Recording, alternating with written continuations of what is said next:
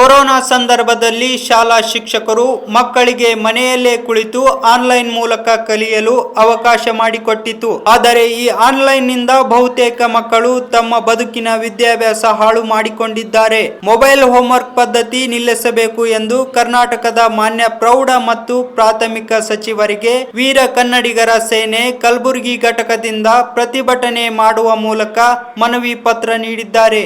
ನಾವು ಇವತ್ತು ಮಾನ್ಯ ಜಿಲ್ಲಾಧಿಕಾರಿಗಳ ಮುಖಾಂತರ ಮಾನ್ಯ ಶಿಕ್ಷಣ ಸಚಿವರು ಮನವಿ ನೀಡ್ತಕ್ಕಂತಿದ್ದೀವಿ. ನಮ್ಮ ಮನವಿ ನೀಡ್ತಕ್ಕಂಥ ಬೇಡಿಕೆ ಏನಂದ್ರೆ ಮಹಾಮಾರಿ ಕೋವಿಡ್-19 ಕೊರೋನಾ ಸಂದರ್ಭದಲ್ಲಿ ಕೊರೋನಾ ಸಂದರ್ಭದಲ್ಲಿ ಏನದ ಇವತ್ತು ಶಾಲೆ ಕಾಲೇಜುಗಳೇನದ ಬಂದ್ ಮಾಡ್ತಕ್ಕಂಥದ್ದು ರಾಜ್ಯ ಸರ್ಕಾರ ಆದೇಶ. ಆ ಬಂದ್ ಮಾಡಿ ಏನದ ಮಕ್ಕಳಿಗೆ ಏನದ ಇವತ್ತು ಆನ್ಲೈನ್ ಮುಖಾಂತರ ಅಂದರೆ ಮೊಬೈಲ್ನಲ್ಲಿ ಇವತ್ತು ಹೋಮ್ವರ್ಕ್ ಅಂತೇಳಿ ಶಿಕ್ಷಣದ ಒಂದು ಬರವಣಿಗೆ ಆಗಿರ್ಬೋದು, ಆ ಒಂದು ಹೋಮ್ವರ್ಕ್ ಮಾಡಿ ಅಲ್ಲೇ ಒಂದು ವಿದ್ಯಾಭ್ಯಾಸನ ಪಡ್ತಕ್ಕಂಥದ್ದು ಸರ್ಕಾರ ಆದೇಶ ಮಾಡಿತ್ತು.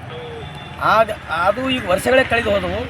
ಆದರೆ 100ಕ್ಕೆ ಪ್ರತಿಷ್ಠಿತ 20 ಪ್ರತಿಷ್ಠಿತ ವಿದ್ಯಾರ್ಥಿಗಳು ಮಾತ್ರ ಅದನ್ನು ಸದುಪಯೋಗ ಮಾಡ್ಕೊತಾ ಇದ್ದರು. 100ಕ್ಕೆ 80 ಪ್ರತಿಷ್ಠಿತ ವಿದ್ಯಾರ್ಥಿಗಳೇನದ ಈ ಒಂದು ಮೊಬೈಲ್ನಲ್ಲಿ ಇವತ್ತು ವಿದ್ಯಾಭ್ಯಾಸದವನ್ನು ಬಿಟ್ಟು ಇವತ್ತು ರೀಲ್ಸ್ ಟಿಕ್ಟಾಕ್ ಮಾಡೋದಾಗಲಿ, ಅಶ್ಲೀಲತೆ ನೋಡೋದಾಗಲಿ, ಅಸಭ್ಯ ಮತ್ತು ಒಂದು ಸಂದೇಶಗಳನ್ನ ಈ ರೀತಿ ನೋಡೋದ್ರ ಮುಖಾಂತರ ಈ ಮೊಬೈಲ್ ಆನ್ಲೈನಲ್ಲಿ ಮಕ್ಕಳು ಏನದಕ್ಕೆ ಅದಕ್ಕೊಂದು ಅಂಟಿಕೊಂಡು ಹೋಗ್ಯಾವ.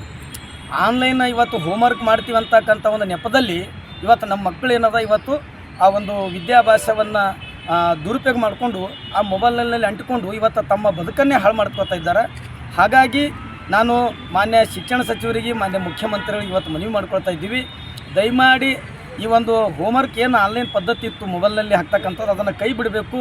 ಯಾಕಂದರೆ ಈಗೆಲ್ಲ ಮಕ್ಕಳು ಶಾಲಾ ಕಾಲೇಜಿಗೆ ಹೋಗಿ ಬರ್ತಾ ಇದ್ದಾರೆ. ದಯಮಾಡಿ ಆ ಒಂದು ಹೋಮ್ವರ್ಕ್ ನೆಪದಲ್ಲಿ ಮಕ್ಕಳೇನದ ಮೊಬೈಲ್ನಲ್ಲಿ ಅಡ್ಡಿಪಡಿಸಿ ಎಷ್ಟೋ ಜನ ಮಕ್ಕಳು ಏನದ ಇವತ್ತು ಮೊಬೈಲ್ ತಾಯಿ ತಂದೆ ನೀಡಲಾರ್ದಂಥ ಸಂದರ್ಭದಲ್ಲಿ ಆತ್ಮಹತ್ಯೆ ಶರಣಾಗ್ಯಾರ, ಮನೆ ಬಿಟ್ಟು ಓಡೋಗ್ಯಾರ.